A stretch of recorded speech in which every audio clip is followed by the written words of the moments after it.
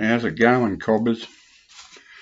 Just thought I'd take a quick trip out to Canoundra, spelt Canowindra, spelt Canowindra, but it's pronounced locally as Canoundra. This is bushranger country, and most people overseas have probably heard of this character.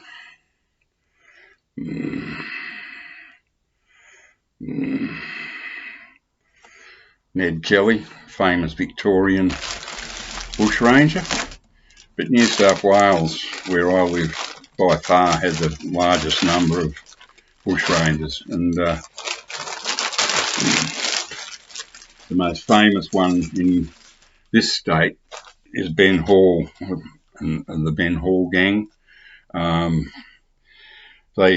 Ned Kelly was just a horse thief. These guys were gold bushrangers that held up stagecoaches, They didn't steal horses and shoot police in the back out in the bush somewhere.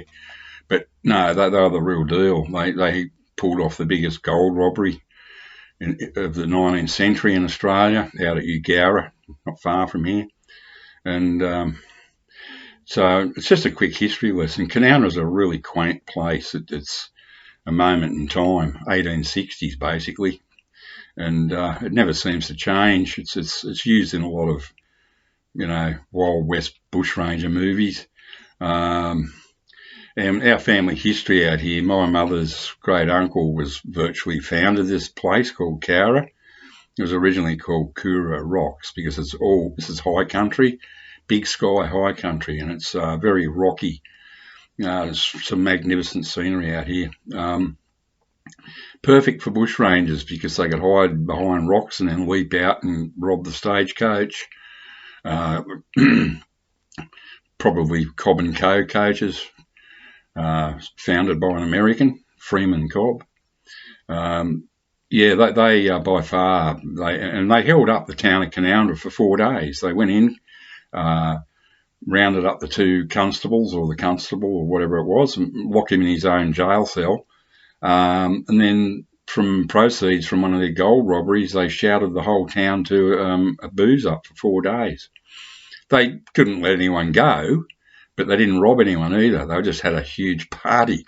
The poor bastard, he unlike Ned Kelly, members of Ben Hall gang, one was a Canadian, I think, or an American. A couple of them were murderers. They actually were killers, but Ben Hall never killed anyone. But he died of a severe dose of lead poisoning, literally.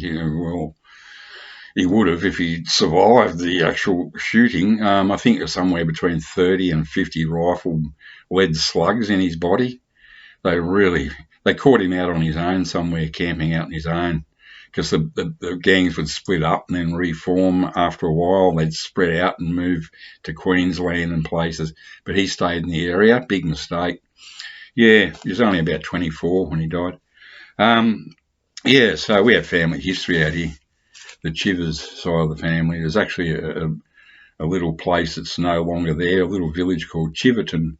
First school, first pub. The first pub in this area was my great uncle on my mother's side. And he died very young too, very young, probably in his 20s. People died young in those days, lead poisoning and God knows what else, alcohol poisoning, I guess. Yeah, so I went out to see what the floods were like because this whole area's been deluged under rain for 6 months. And it's sort of abated. And I went out there and, man, there are potholes, about, you could hide in, you could use them as foxholes. But I ran into one because I had this fucking arsehole right up my backside. And he's an absolute arsehole. And I went down one thing and then he went around me. But anyway, so I thought I'd take a punt and just go out there. And I wasn't glad I did because I found some absolutely wonderful records.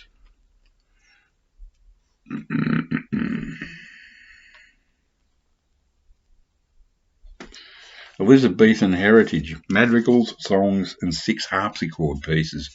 Now, I love harpsichord. And this is on the wonderful Saga.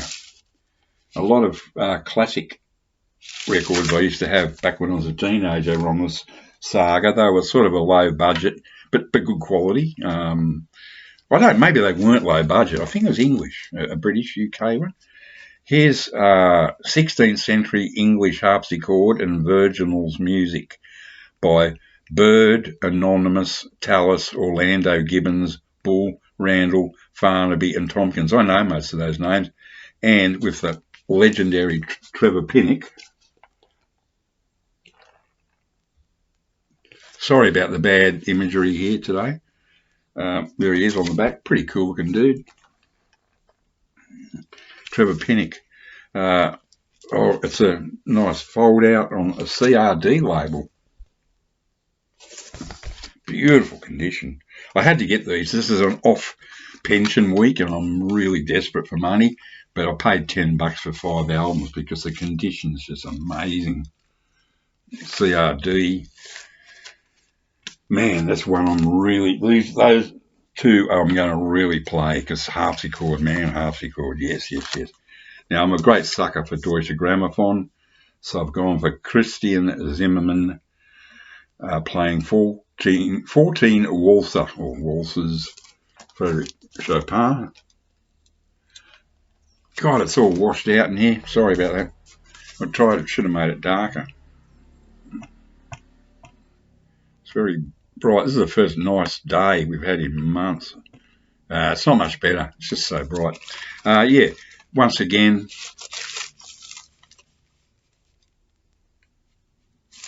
amazing condition. Someone loved these, or they didn't play them. And luckily, there's only one Vinnie sticker on one of them, so I should be able to get that off without too much trouble. On the Harmonia label, this is Johann Ockham Requiem by Clemensik Consort René Clemensik. Musique de Bord, which I think is a harpsichord. He was 1430 to 1495, so this is pretty old stuff. Yeah, I look forward to this one. I think this is, where's this from? This is French. There's actually a French, this is the Musique de Bord thing. Look at that beautiful label. Plain and simple, but very, very effective. Harmonia Mundi. Nice. In stunning condition. And I left a few because I just thought, oh, God. There's some, I'm not a huge fan of Mozart. There was a Mozart, there were a few others, Beethoven. I've got most of Beethoven stuff. This one I'm not so sure about, but I thought I'd have to give it a go. Adieu, Madame, courtly songs from the Tudor Kings. Procantion Antiquia, London, directed by Mark Brown. Nice cover. Looks like Jethro Tull. Huh? It's this is a, what do you call it? A 1-step 45 UHQR Jethro Tull album. Stand up. World Record Club. That's another reason. They haven't got the best sound in the world. World Record Club was an offshoot of EMI, and it had its own imprint in Australia as World Record Club.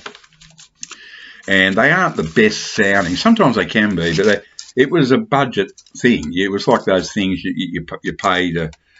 You got 12 albums for $5 or something, and then you had to pay forever and ever and ever afterwards. They send you one every month. But I didn't mind because many of these are highly collectible in Australia now. The Small Faces, the Rolling Stones on this label. Don't worry about the sound quality. They are collectible for their rarity, you know, for the real fanatics. So this one I probably won't dig particularly, but I just had to get it because it's so long ago, 1400s, you know. Anyway, once again, sorry about the poor, as old Ned said, or reputedly said just before he was dropped through the gallows, such is life, cobber. Anyway, that's one Alan might enjoy. Uru.